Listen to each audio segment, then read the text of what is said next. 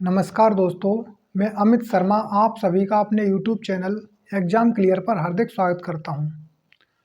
तो दोस्तों, हमारा टॉपिक चल रहा था फिगर्स काउंटिंग का और इसमें अब तक हमारे 3 पार्ट कंप्लीट हो चुके हैं। आज हमारा ये चौथा पार्ट है। अगर आपने इससे पहले के पार्ट अगर नहीं देखे हैं तो आप इस वीडियो के डिस्क्रिप्शन में जा करके वहाँ पे रीजनिंग फॉर ऑल एग्ज़ाम के नाम से प्लेलिस्ट बनी हुई है, तो वहाँ से आप क्लिक करते ही आप उस प्लेलिस्ट पर पहुंच जाएंगे और वहां से आप जो भी चैप्टर पढ़ना चाहते हैं या आप इससे पिछले पार्ट अगर देखना चाहते हैं तो वो पार्ट उसमें मिल जाएंगे। और उन पार्ट को देखने के बाद में आप इस पार्ट पे आइएगा, क्योंकि तभी आपको फुल चीज़ें समझ में आएंगी।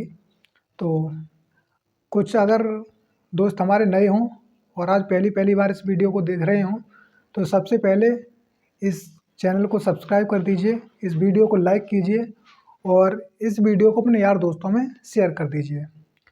तो दोस्तों, आज का सेशन स्टार्ट करते हैं और आज हम सीखेंगे टाइप 6 को, क्योंकि अब तक हमने टाइप 5 पढ़ लिए थे इसमें फिगर्स काउंटिंग में। तो आज हम देखेंगे 6 टाइप में किस टाइप के क्वेश्चन आते हैं और इनको हम किस तरह से सॉल्व करते हैं। तो आज हम इन्हीं चीज़ों को सीखेंगे। तो आइए देखते हैं। तो सबसे पहले देखते हैं पहली आकृति को। इसमें क्या होता है, इस टाइप में पहले ट्रायंगल सीधा बना हुआ होता है और उसमें फिर एक आकृति बनी हुई होती है अंदर ट्रायंगल की, जो कि उसके अपोजिट होती है। तो इस तरह की आकृतियाँ इसमें आती हैं। तो यहाँ से अगर आप इनको काउंट करना चाहें तो 1 2 3 4, यानी 4 ट्रायंगल तो ये हो गए, 1 2 3 4 ट्रायंगल ये हो गए और एक ट्रायंगल हो गया ये बड़ा वाला, और इसमें कितने हो गए, ये 5। इस तरह से इसमें हमने काउंट कर लिया। लेकिन जैसे जैसे आकृति बड़ी आएंगी फिर आपको इस तरह से काउंट करने में प्रॉब्लम होगी। तो उसके लिए हम क्या करते हैं, हम आइए आपको कुछ बताते हैं। तो इसमें एक फार्मूला होता है, अगर आप उसको रट लेंगे तो बहुत अच्छा होगा आपके लिए। तो आपको आपका जो आंसर होगा कभी भी गलत नहीं जाएगा। तो इसलिए आप उस फार्मूले को रट लीजिए। और वो फार्मूला क्या होता है, वो होता है 4n-3। बस आपको इतना सा रटना है और आपका ये टाइप ये मान लीजिए आप बहुत ही आसानी से इसको फिर सेकंडों में सॉल्व कर सकते हैं। सिर्फ आपको इतना याद होना चाहिए 4n-3, बस। तो अब आइए इसको यहाँ पे अप्लाई करके देखते हैं कि यहाँ पे हम किस तरह से इसको अप्लाई करेंगे। तो इसमें जो संख्याएं दी हुई हैं वो संख्याएं तो दोस्तों हैं ही, लेकिन ये जो n दिया हुआ है, इस n का मतलब क्या, n का मतलब है इसमें त्रिभुजों की संख्या। तो यहाँ पे अगर हम देखें तो 1 और 1 2, यानी 2 त्रिभुज हैं इसमें। आपको इसमें 2 आकृति दिखाई दे रही हैं, एक तो ये है और एक ये है, यानी 2 त्रिभुज हैं इसमें।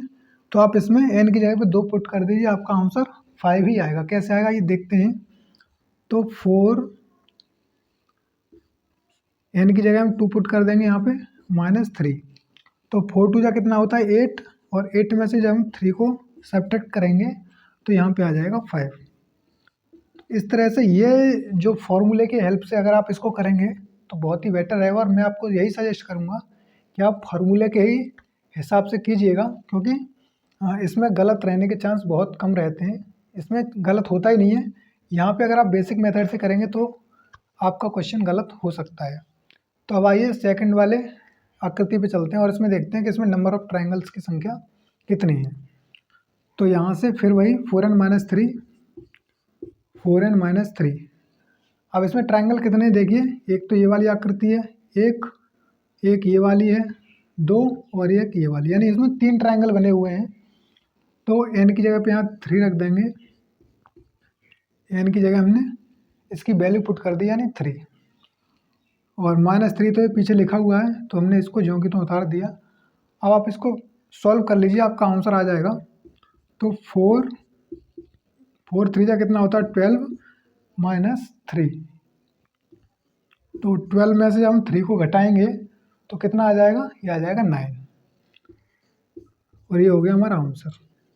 तो इससे हमें ये पता लगा कि ये जो हमारी आकृति थी इसमें नंबर ऑफ ट्रायंगल्स की संख्या कितनी थी, वो थी 9। और इसमें तीसरा एक क्वेश्चन ये और बनता है, बस इसमें इतने ही टाइप के क्वेश्चन आते हैं, मतलब इतने ही क्वेश्चन बनते हैं इसमें, इससे ज़्यादा वो क्वेश्चन नहीं पूछेगा इसमें, क्योंकि आकृति फिर बड़ी हो जाती है इस वजह से। अब इसमें भी देखते हैं। तो इसमें ट्रायंगल कितने हैं, देखो एक तो ये हो गया ये वाला, एक ये हो गया ये वाला जो बना हुआ है, 2 और एक ये हो गया 3 और एक ये हो गया 4। 1 2 3 4, 4 ट्राइंगल इसमें हो गए। तो 4n-3, n बराबर इसमें हम 4 लिख सकते हैं क्योंकि ये त्रिभुजों की संख्या है, n बराबर 4। तो n की जगह आप 4 को पुट कर दीजिए, तो 4 × 4 - 3। अब आप करिए, इनको सॉल्व कीजिए।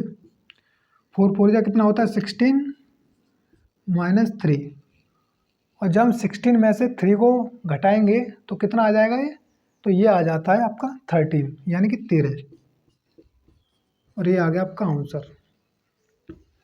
तो इसमें इस आकृति में अगर हम देखें नंबर ऑफ ट्रायंगल्स की संख्या, तो वो इसमें आ जाती है 13।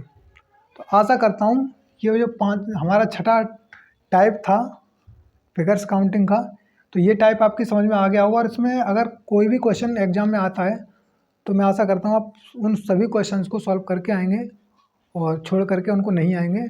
तो आइए अब इससे अगले वाले टाइप की तरफ चलते हैं और देखते हैं कि उसमें कैसे कैसे क्वेश्चन पूछे जाते हैं, किस आकृति में क्वेश्चन पूछे जाते हैं।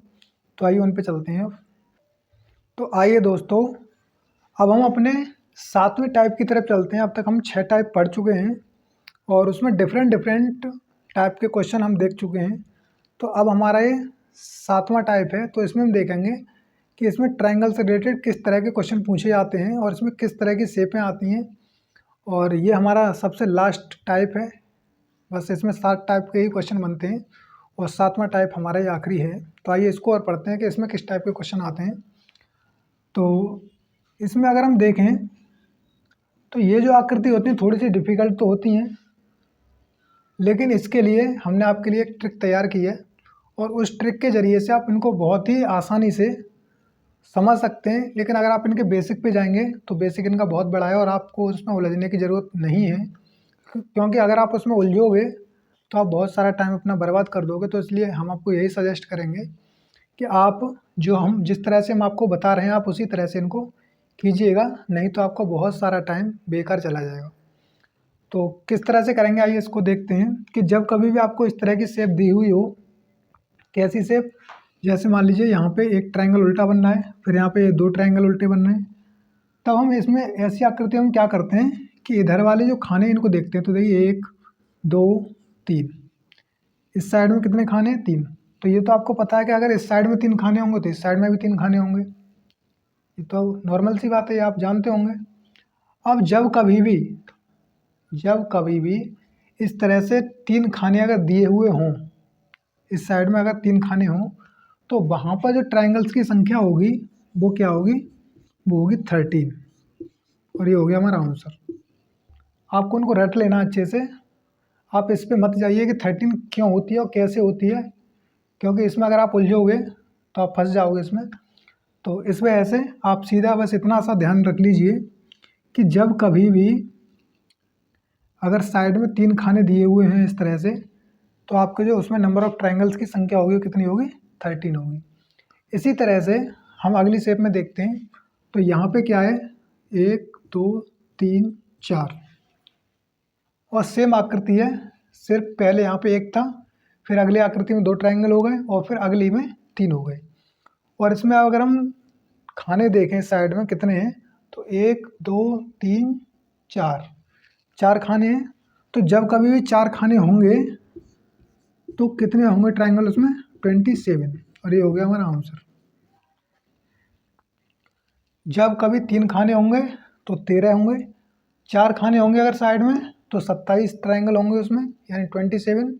और अगर 5 खाने होंगे, 5 खाने कब बनेंगे, 5 खाने जब बनेंगे जब ये आकृति थोड़ी सी नीचे और बढ़ेगी और इसमें 3 ट्रायंगल हैं, फिर उसमें 4 हो जाएंगे, यानी इस तरह से संख्या बढ़ती जाएगी। लेकिन एग्जाम में ज़्यादातर 5 तक की पूछता है, 5 से आगे के वो नहीं पूछता, क्योंकि अगर ज़्यादा पूछेगा तो फिर इस पर बहुत सारा टाइम वेस्ट हो जाएगा। और एग्जामिनर जो एग्ज़ाम को बनाता है उस हिसाब से बनाता है जिससे वो जो टाइमिंग दी जाती है उस टाइमिंग के अंदर सॉल्व हो जाए वो क्वेश्चन पेपर। तो इस तरह से ये 5 तक का इसमें आता है। तो अगर इस तरह से अगर यहाँ पे तो 4 दिए हुए थे खाने, अगर यहाँ पे खाने 5 दिए हुए होते तो उसमें नंबर ऑफ़ ट्रायंगल्स की संख्या कितनी हो जाती, 48। क्योंकि ये सब इसमें लिखा हुआ है, जो हमने आपको टेबल यहाँ पे बनाई थी इसमें ट्रिक लिखी हुई है। ये सिर्फ आपको इतनी सी ट्रिक को रट लेना है कि जब कभी भी ऐसी आकृति हो 13 बनेंगे। कब? जब 3 खाने हो तो 13, और जब 4 खाने बन रहे हो तो 27 यानी 27, और जब कभी 5 खाने बन रहे हों इस तरह से साइड में, तो वहाँ पे जो त्रिभुजों की संख्या होगी वो होगी 48 यानी कि 48। तो इस तरह से हम किसी भी आकृति में नंबर ऑफ ट्रायंगल्स आसानी से फाइंड कर सकते हैं। और यही हमने अब तक इन 7 टाइप के अंदर हमने सीखा था, यानी 7 टाइप्स के अंदर हमने इनको जो डिफरेंट टाइप के क्वेश्चन इसमें आते हैं उनको हमने पढ़ा था। तो आशा करता हूँ दोस्तों कि अब आप कैसी भी आकृति आपके सामने आ जाए, आप उसमें बहुत ही आसानी से नंबर ऑफ ट्रायंगल्स जो हैं वो फाइंड कर सकते हैं। तो अब अगर आपकी समझ में अगर नहीं आई है तो आप एक बार फिर से इन वीडियोज़ को बार बार देखिएगा जब तक आपकी समझ में ना आ जाए। अगर मान लीजिए एक बार में अगर आपकी ये चीज़ें समझ में नहीं आती हैं तो आप उसको दोबारा देखिएगा। दोबारा में भी अगर नहीं आती तो उसको आप तीसरी बार फिर से रिवाइज कीजिएगा। जब तक रिवाइज करते रहिए जब तक आपके दिमाग में ये चीज़ें सेट ना हो जाए, क्योंकि अगर ये एक बार आपके दिमाग में सेट हो जाती हैं तो आप इनको फिर ओरली करने लग जाएंगे और आपको इन्हें लिखने की ज़रूरत नहीं पड़ेगी, आप मौखिक ही इनको कर सकते हैं। तो अब ये हमारा ट्रायंगल का जो पार्ट था वो ख़त्म हो चुका है। अब जो हमारा 5वां पार्ट आएगा उसमें हम देखेंगे वर्गों की संख्या ज्ञात करना। जिस तरह से हमने इसमें ट्रायंगल्स की संख्या फाइंड की थी उसी तरह से वर्गों की संख्या भी आती है निकालने के लिए। कभी कभी पूछा जाता है, लेकिन ज़्यादातर जो क्वेश्चन आते हैं वो ट्रायंगल से ही बनते हैं। इस वजह से हमने इसके 7 टाइप जो थे वो हमने पढ़ाए हैं। और लेकिन ऐसा नहीं है कि वर्गों में से क्वेश्चन नहीं आते हैं, वर्गों में से भी क्वेश्चन पूछ लिए जाते हैं।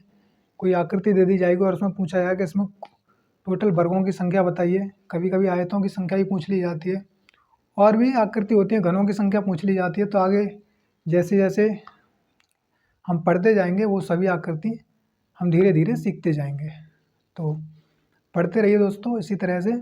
और अगर आपको वीडियो अच्छी लगी हो तो लाइक, शेयर, सब्सक्राइब और कमेंट करना मत भूलिएगा।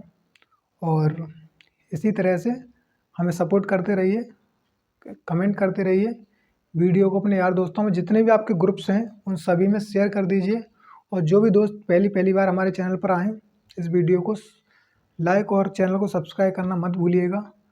तो मिलते हैं दोस्तों आपसे अगली वीडियो में। जब तक के लिए नमस्कार दोस्तों, जय हिंद।